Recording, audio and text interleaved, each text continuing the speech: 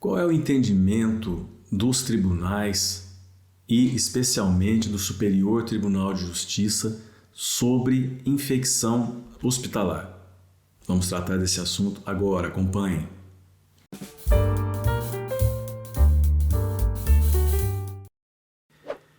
Bom, a infecção hospitalar é definida como uma infecção relacionada à assistência à saúde. Inclusive, hoje ela tem esse nome, infecções relacionadas à assistência à saúde, IRAS, né?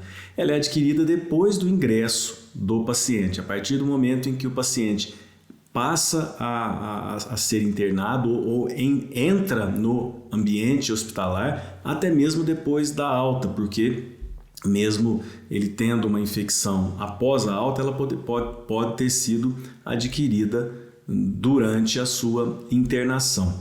E aí, não é só em hospital, também em clínicas, né? Outras instituições de saúde. E a infecção hospitalar, ela tem uma lei especial, né? A Lei 9.431 de 97, que estabeleceu a necessidade de implementação de um programa, e esse programa se chama Programa de Controle de Infecções Hospitalares. E por isso as instituições de saúde, as clínicas, os hospitais devem manter esse programa para se evitar a infecção hospitalar. É muito difícil a infecção hospitalar pela própria atividade que é inerente, né, dos hospitais. Pode, obviamente, ter, apesar de todo o controle, de toda a qualidade que é implementada, pode sim acontecer a infecção, mesmo que em índices menores. Mas essa é a ideia, reduzir ao menor patamar possível as infecções hospitalares. Então, normalmente ela ocorre num ato cirúrgico e numa internação mais longa, mas também pode ocorrer logo na entrada, né, do paciente, pode ocorrer inclusive nos corredores, no quarto, né, mas ela normalmente acontece no centro cirúrgico, acontece no ambiente em que será mais vulnerável à atuação dessas bactérias oportunistas. Normalmente são as bactérias oportunistas, né, que estão presentes, e quando cai um pouco a resistência em razão dessa vulnerabilidade provocada pela internação e até mesmo pelo ato cirúrgico, elas se manifestam, né? Então é necessário aqui que todas as instituições de saúde cumpram, né, com o seu dever de máxima proteção ao paciente, utilizando-se de todos os controles possíveis para se evitar a infecção hospitalar. Mas o que os tribunais superiores, né, principalmente aqui o STJ, o que o STJ entende quando ocorre uma infecção hospitalar? Nós temos um número muito alto de ações propostas contra as instituições em função de infecções hospitalares, né?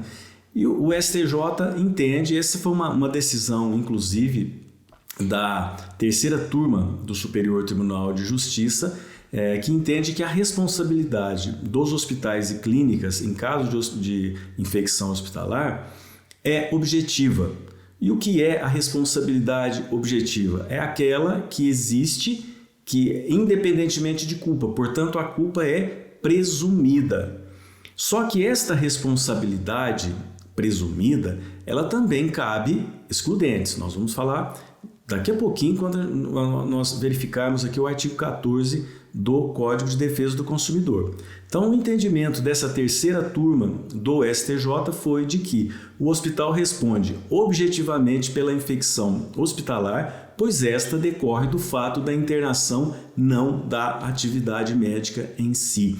Por que essa diferenciação? Decorre da internação e não da atividade médica em si. Porque se decorresse da atividade médica, teria que ser avaliada a responsabilidade subjetiva, teria que ser avaliada a culpa, teria que ser apurada a culpa. E aí nós teríamos uma responsabilidade subjetiva do médico e que dependendo da sua configuração ou não, acarretaria a responsabilidade do hospital. Nós já vimos em outras oportunidades que essa responsabilidade objetiva da instituição, ela é mitigada, ela é flexibilizada, porque se for um ato praticado pelo médico, decorrente de ação pelo médico, omissão ou uma ação do médico, tem que se apurar a culpa. Nesse caso, a responsabilidade da instituição não pode ser simplesmente objetiva se o médico não teve culpa no ato ou no seu procedimento. Então, essa decisão do STJ, que diz que o hospital responde objetivamente pela infecção hospitalar, pois essa decorre do fato da internação e não da atividade médica em si, ele coloca aqui como uma responsabilidade pura, objetiva. Ou seja, ocorreu a infecção hospitalar, o hospital é sim culpado presumidamente e paga sim e tem o dever de indenizar.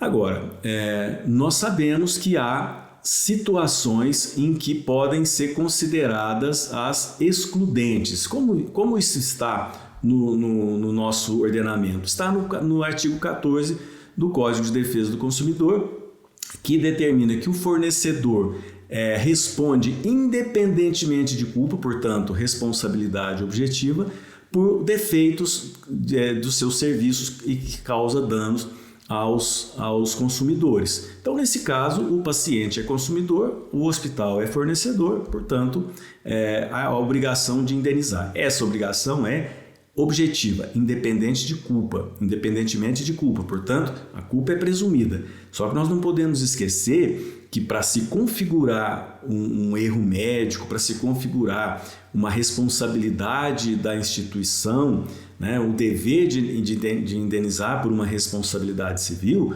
nós temos que ter o agente, temos que ter o dano e temos que ter um nexo causal. No caso da responsabilidade objetiva, a culpa é presumida. No caso da subjetiva, a culpa deve ser comprovada. Mas não há responsabilidade civil sem nexo causal. Portanto, se não há nexo causal, não há responsabilidade, não há indenização devida. Então, quais são aqui as excludentes? No parágrafo 3º desse artigo 14, nós temos que o fornecedor de serviço só não será responsabilizado quando comprovar que não há nexo causal, isso está no inciso 1º, ou ainda a culpa exclusiva do consumidor ou de terceiro. Nesse caso, nós teremos a excludente, mas é muito raro, é muito difícil da instituição passar essa atribuição para um terceiro ou mesmo essa excludente em razão da culpa exclusiva do paciente ou de um terceiro, né? O que poderia causar esse paciente para que ele tivesse a infecção hospitalar, a não ser ficar no ambiente hospitalar, participar, né, da cirurgia como o sujeito que vai se submeter à cirurgia. É muito difícil. Então nós temos que entender aqui, em linhas gerais, o que nós temos que entender. A infecção hospitalar deve ser evitada a qualquer custo, com trabalhos, programas, ações, campanhas. Isso é fundamental. A infecção hospitalar, ela será sempre colocada como responsabilidade objetiva do hospital e da clínica, a não ser que haja culpa exclusiva do paciente ou de terceiro, ou ainda não haja o nexo causal. Se não há nexo causal, obviamente nós não temos responsabilidade civil. Mas o nexo causal aqui é aquele que liga o dano à causa, né? Aquilo que provocou o dano tem o nexo causal, tem essa vinculação. O dano causado foi em decorrência de alguma atitude ou de omissão da instituição. Como isso se comprova de maneira presumida, porque a culpa não precisa ser analisada, nesse caso a responsabilidade passa a ser objetiva do hospital e da clínica. Então é importante orientarmos os hospitais, nossos clientes, os médicos, as instituições de saúde, as clínicas, para que haja um controle rigoroso para se evitar ou para se deixar em índices mínimos a infecção hospitalar, porque ela sempre trará a responsabilidade objetiva, a não ser em situações raríssimas em que não há um nexo causal ou que a culpa seja exclusiva do paciente ou daquele que acompanha o paciente, por exemplo. É isso. Espero que vocês tenham gostado do vídeo. Se gostaram, curtam, por favor, e façam a inscrição no nosso canal. Vamos enriquecer o nosso canal de Direito Médico com debates importantes. Muito obrigado pela atenção, um forte abraço, até a próxima.